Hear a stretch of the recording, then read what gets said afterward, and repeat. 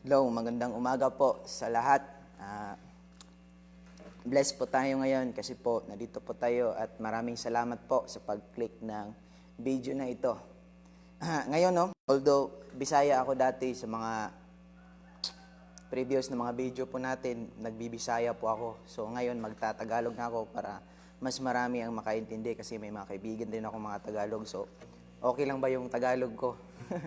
Sige no, so hope sa mga nandyan po, sa mga nakatune in na po, maraming salamat po sa pagpunta nyo po dito.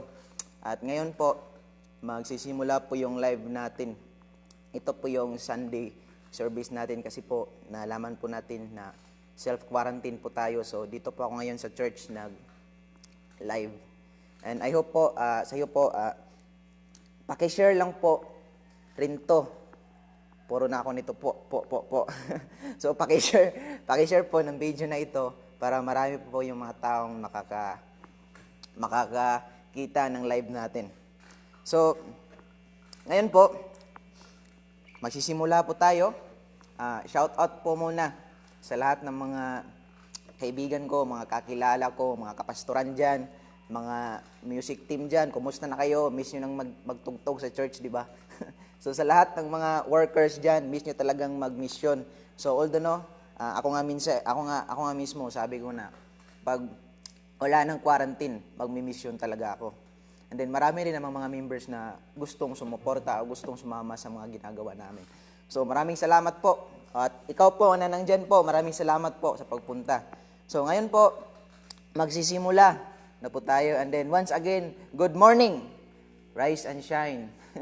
So, glory to God, nandito na naman tayo. So, mag-start na po tayo at sa ating pag-start, naway nasa kalooban po tayo ng Panginoon palagi. At handugan muna na natin ang awit ng ating Panginoon. Handugan natin ng isang awitin. Ang awit na ito ay Tagalog rin po. I hope na nakarinig din kayo. And then, sa ngayon po, kung hindi nyo, advice ko lang, pag hindi nyo marinig yung boses ko, paki-comment lang po below para malaman po natin kung ano po yung nangyari sa live natin ngayon. So, yes, Jesus, hallelujah.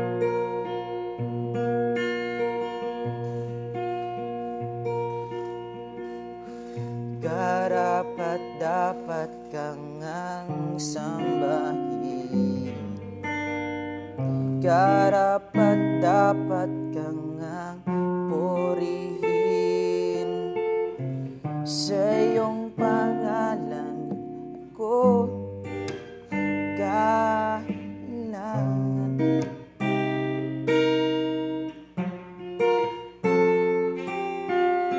Sa iyong pangalan lahat luluhod. Sa iyong pangalan may kagalingan. Sa iyong pangalan mayroong kaligtasan. Ikaw si Jesus, ang manunubos. Sa iyong pangalan kami manalangin. Kahit na'y mundo'y puno ng kabiguan, paligid man namin di na maunawaan. Jesus, ika'y patuloy na papupurihan.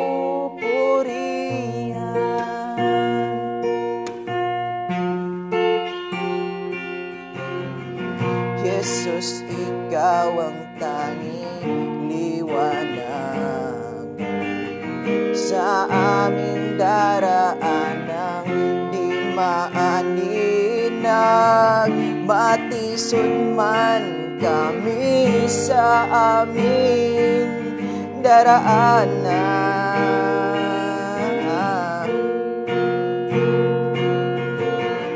Sa iyong pangalan lahat luluhod. sa iyong pangalan may kagalingan, sa iyong pangalan mayroong kaligtasan.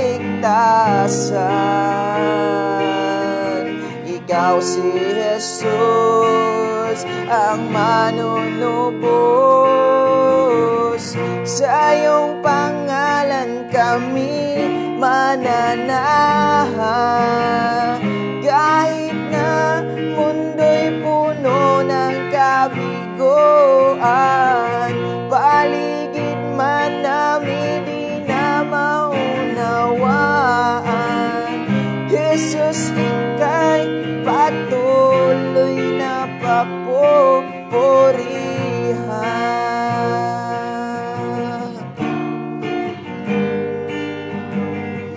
Jesus, ika'y patuloy na papupurihan.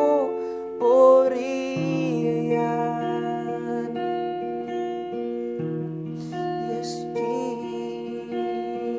Jesus. Most gracious and heavenly Father, maraming salamat po sa lahat na iyong ginawa sa aming buhay po. At sa ngayon po, nag-start na po yung live namin.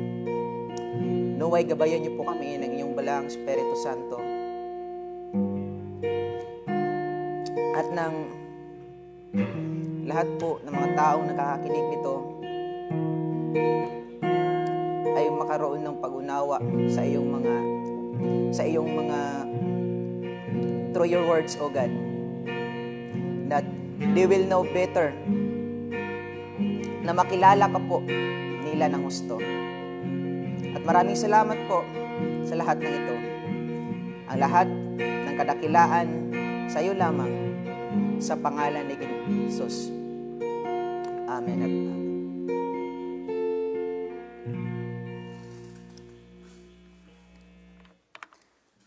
Okay, hello everyone. Welcome back. Medyo mahirapan tayo sa kalisod nito sa ating pagtatagalog. Okay, so tingnan ko muna kung okay lang ba yung live natin sa likod.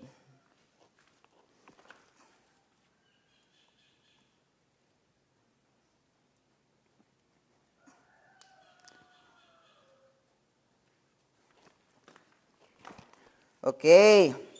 Good morning po. Maraming salamat po sa pagpunta sa video natin ngayon, sa live natin. So, huwag po natin kalimutan, i-share po itong live natin para mas marami pa po yung mga nakakita nito. At sa mga nakatingin po, paki-comment lang po sa ilalim at nang malaman po na meron palang tao diyan na nakikinig. So, mahirapan talaga tayo nito sa kalisod ng pagtatagalogin natin. So, ngayong araw na ito po, ay tatalakayin po natin yung faith natin. Yung ating faith, ano ba yun sa Tagalog? Yung faith, yung pananampalataya natin sa Panginoon. So, ngayon po, nandito po tayo sa church at dito po ako nagla-live. Parang may nakalimutan yata ako. Kunin ko muna.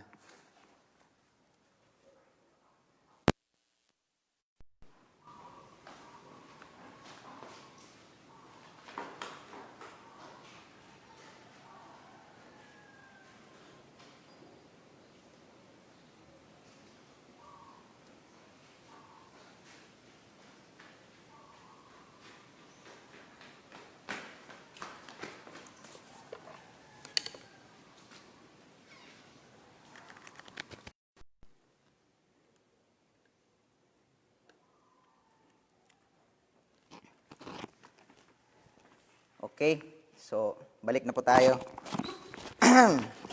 Ansa man ni magbisaya ko ani. Sa may mas maayo ani. Tagalogin na lang natin 'to para mas marami ang makakaintindi, 'di ba? So ngayon po, yung topic po natin, it's all about Jesus. Na makikita po natin diyan sa Matthew chapter 8. Matthew chapter 8 verse 23 to 27. At kung meron po kayong mga Biblia diyan, kuha po at tingnan po natin yung verse Matthew chapter 8 verse 23 to 27. Ulitin ko po, Matthew chapter 8 verse 23 to 27. Nagsabi po dito, Then he got into the boat, and his disciples followed him. Suddenly, a furious storm came up on the lake, so that the waves swept over the boat. But Jesus was sleeping. The disciples went and woke him, saying, Lord, save us. We're going to drown. He replied, You of little faith, why are you so afraid? Then he got up and rebuked the winds and the waves, and it was completely calm. So, ito po yung istorya na Jesus nagpinakalma ni Jesus yung storm o yung bagyo. Pinakalma niya po. So, how many times na naka-experience na po kayo ng mga bagyo? So, lahat naman po tayo, di ba, naka-experience na ito ng bagyo, gaya ng Yolanda, yung iba't ibang klaseng mga bagyo. So, ako rin, may experience rin ako pag mayroong bagyo, doon po sa amin sa Bayawan, doon sa Negros po. Kapag mayroong bagyo, marami pong mga taong pumupunta sa dagat noon. Alam niyo ba anong gagawin namin sa dagat? Miss ko, ako po, yung kabataan ko pa, yung nasa pa ako, mga 11 to 15, like that. Palagi po kaming nandun sa dagat, doon malapit sa dagat, nung tawag doon sa seashore, parang ganun sa English yun. So, every time, pag mayroong storm, o pag mayroong bagyo, marami yung mga punong nagbabagsakan doon sa bukid, maraming mga punong nagbahan, at inanod yun ng baha. At pumunta sa ilog, at doon, lumabas doon, kasi malapit yung lugar namin, malapit yun sa mga malalaking lawa Ay malalaking, anong tawag nun? Malalaking suba. Parang doon sa Bisaya, suba. So kayo na mag-intindi ng suba. So doon, lumalabas yung mga kahoy. At kami mga bata, kinukuha namin yon. And then, nung time na merong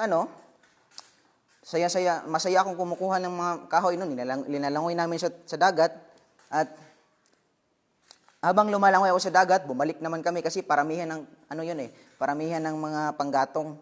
So, nakita ko yung papa ko na sigaw ng sigaw na balik daw ako. So, hindi ko naman alam nga bakit niya ako pababalikin. So, bumalik naman ako. Tapos parang nakita ko yun sa mukha niya, si Pastor Carling, na galit siya sa akin. Tapos pinapadali niya akong pumunta doon sa laot at pumunta daw ako doon sa mataas na lugar. Sa pagkakaalam ko, pagtingin ko sa likod ko, lumaki yung agos ng tubig na pupunta sa dagat. Lumaki yun. Tapos parang tumaas yung tubig. Tapos nung pumunta ako sa bahay namin, nakita ko yung bahay namin na parang yung bubong na lang yung lumulutang sa tubig. So, sa galitnaan nun, kaya pala galit na galit ng papa ko kasi mayroon palang baha na darating. So, yun yung nangyari sa amin na doon sa lungsod ng Bayawan. First time po ng Bayawan. I think second time pala kasi nangyari na yun dati at sumunod yun na halos mga bubong na yung makikita sa bahay. So, yun po yung mga experience ko. At pag mayroong bagyo naman po, talagang natatakot po talaga yung lahat ng mga tao. At pag mayroong bagyo, yung time na yun, nakita namin na mayroong hurricane na miikot dun sa dagat. Tapos maraming mga taong kumukuha ng mga yung mga sundang, yung mga panglabo nila, mga gunting, kinuha nila, ginaganon-ganon nila para daw mawala yung So, sa ngayon po, ang topic po natin ngayon is all about storm. So, nabasa naman po natin yung kanina sa Mateo, di ba? So, ang place po kung saan nangyari yung lugar na merong bagyo is at the Sea of Galilee. Doon po sa Sea of Galilee nangyari yung insidente. So, gabi po yun. Gabi. So, the sea was surrounded by a ring of mountains. So, ibig sabihin po niyan, yung dagat na yun ay napalibutan po ng maraming mga bundok. At makikita po naman natin sa mapa yun na parang ganun siya Parang nakasisi siya. At Sea of Galilee and then sa gitna. Tapos doon lumaot sila ni Jesus Christ. So, scientifically proven na hindi lang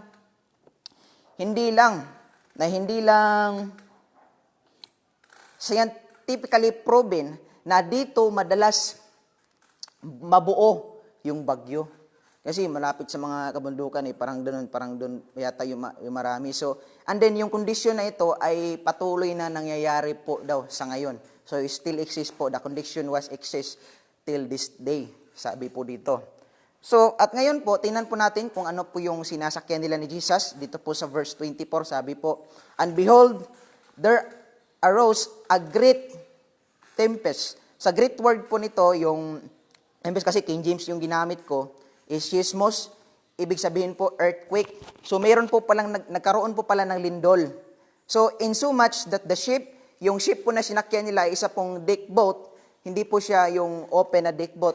Yung deck boat po nila, parang yung arka ni Noah, ganun, pero maliit lang po yung sinasakyan nila. So, was covered with waves by the sea, and Jesus was asleep. At ibig sabihin po nito, yung tubig po pumupunta na po doon sa sinasakyan nilang barko, yung maliit na boat niya sinasabi dito. At si Jesus po ay natutulog dito. So, but we go back first, what is really happening? So, balikan po natin kung ano po yung totoong nangyari dito. So, para malamin po natin kung ano bang ginawa ni Jesus dito, bakit sila lumaot doon.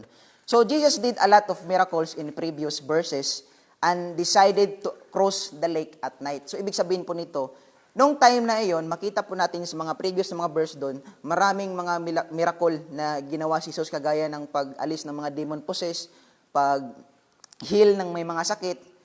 Yun po, marami pong ginawa si Jesus. At tapos doon, sa karamihan ng ginawa nila, yung mga disciples niya, his disciples are all exhausted. O ibig sabihin nito, lahat po sila ay pagod, yung mga disciples nila. At si Jesus po, dinala niya talaga yung mga disciples niya to across the lake, pupunta po sa Pikas. So, sinadya talaga ni Jesus na pupunta doon. So, sinadya po talaga niya yon. So, why Jesus do anything like that? So, bakit po ba ginawa? Bakit po ginawa ni Panginoong Hesus yung ganong klaseng pangyayari? So, the answer is when He rebuked His disciple. So, yung sagot po dito, yung nirebuke ni Jesus, yung kanyang mga disciple. Sabi po dito, "Do you still not have faith?" Ito po yung rebuke ni Jesus, yung kanyang mga disciples, nung time na yung mga disciples niya nagpanic na, tapos inano niya, kasi natutulog si Jesus, ginising nila, tapos nagpanic sila, tapos sinabihan sila ni Jesus na, "Do you still not have faith?" Ito po yung sabi. So, of course they have. Makita naman natin yung mga disciples niya, may mga faith naman po sila. Pero ang problema lang po dito, yung faith nila ay wala kang Jesus. Yung faith nila, wala kang Jesus. Wala kang Jesus yung faith nila. So ngayon po, ang sabi po dito, paminsan-minsan, para tayong mga disipulo Paminsan-minsan, para rin tayong mga disipulo. Meron tayong faith, but misplaced po. Yung faith natin na misplaced. So we have faith, but misplaced. So para po tayong mga disipulo ma-misplace yung faith natin. So, we just relocate our faith and placing now to Jesus. So ngayon po, yung topic natin is relocating our faith to Jesus in times of panicking, in troubles, in storm, yung time na mangyari sa atin na ganyan. So these are the example of misplaced faith. So ito po yung mga example, sasabihin po natin, i-discuss po natin kung ano po yung mga example ng mga misplaced na mga faith.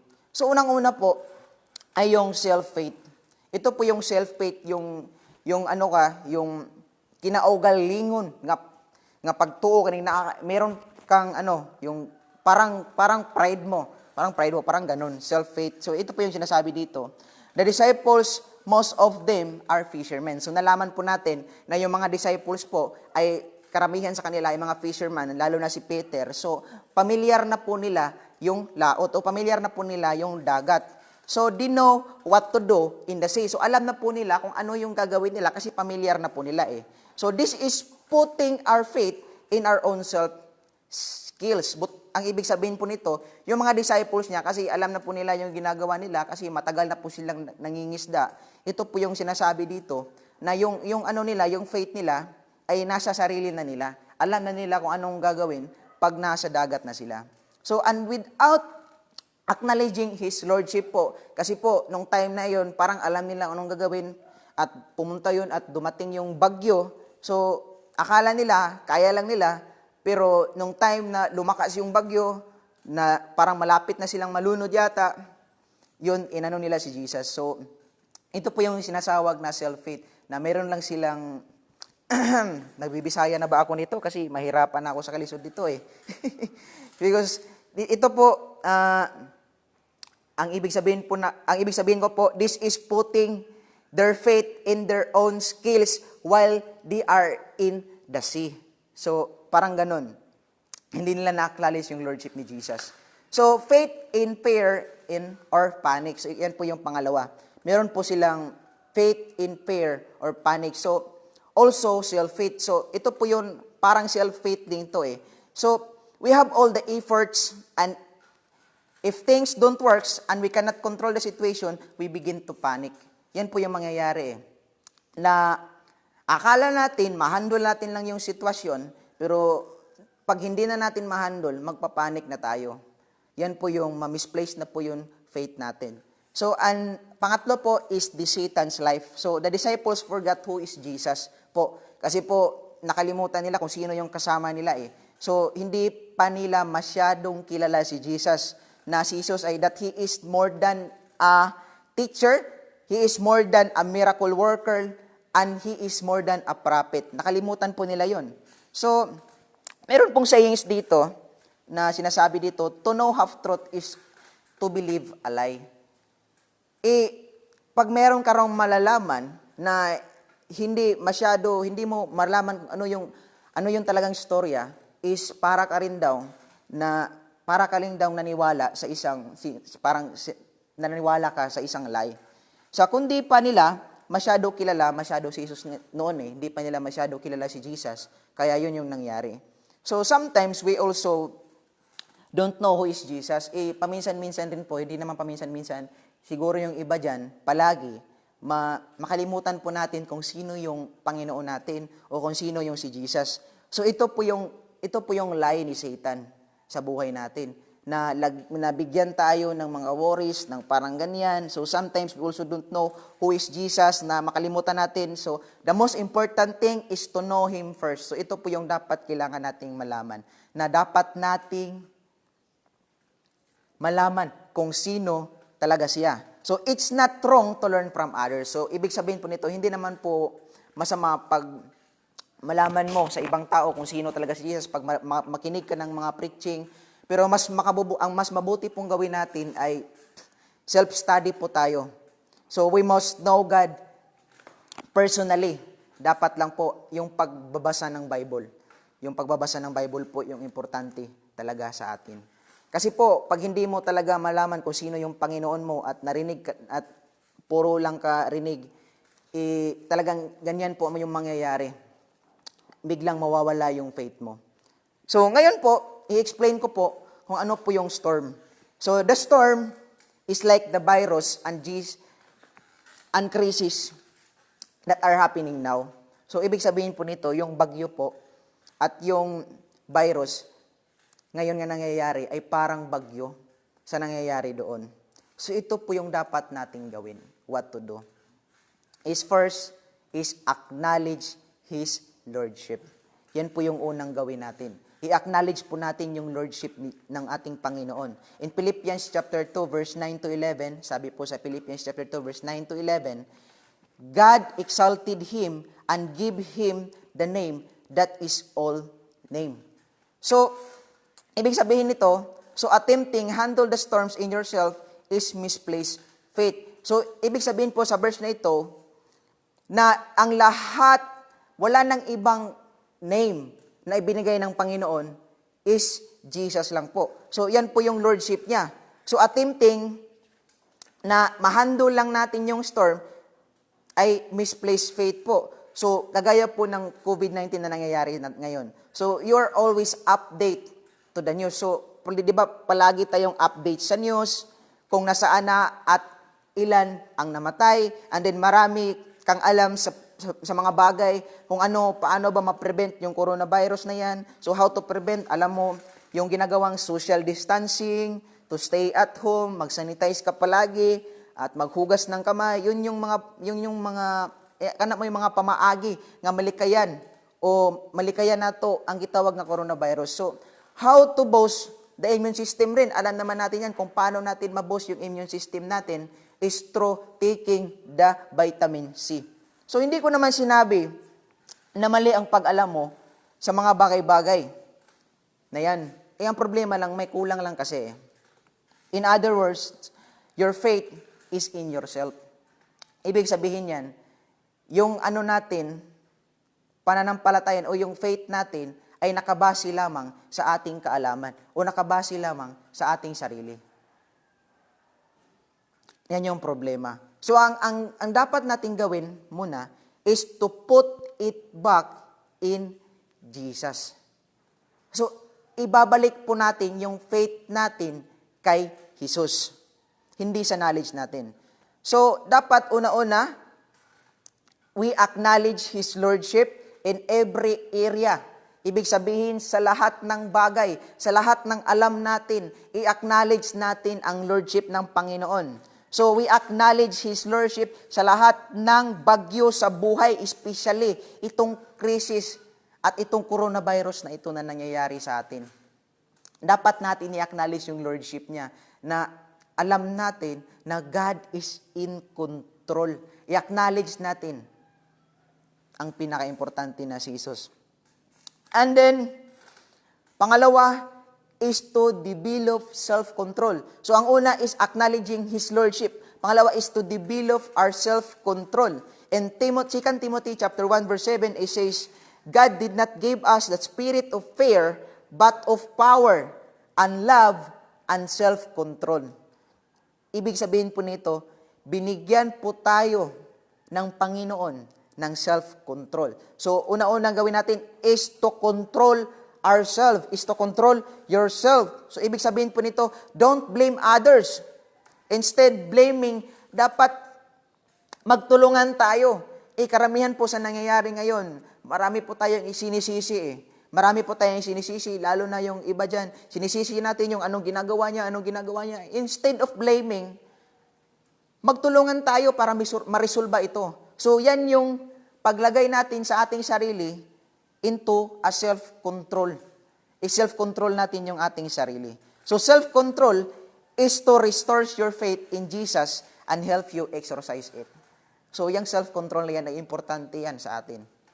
Yan dapat ang gawin natin kasi ma-self-control po tayo. Pag meron tayong self-control, ma-restore po yung faith natin.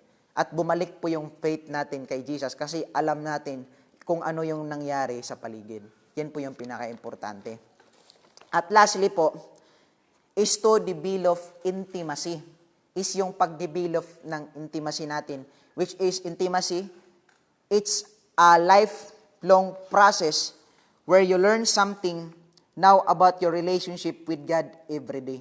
So, ibig sabihin po nito, it is a lifelong process, yung proseso po na malaman natin o meron tayong relasyon o mas makilala pa nating mas higit si Panginoong Hesus. So, ang ibig sabihin po nito, ang unang dapat nating gawin para malaman po natin siya is through His Word.